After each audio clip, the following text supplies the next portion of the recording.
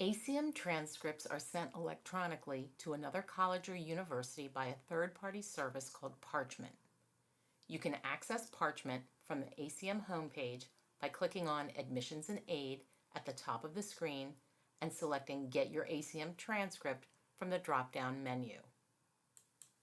The transcript request bar will direct you to Parchment. First-time users must create an account and will need to know the last 4 digits of their Social Security number. Once logged in, students can indicate where they would like their documents sent.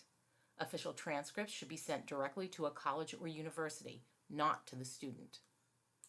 There is a $5 fee for each transcript request. Students have the option of sending their transcript immediately or holding the request until final grades are posted.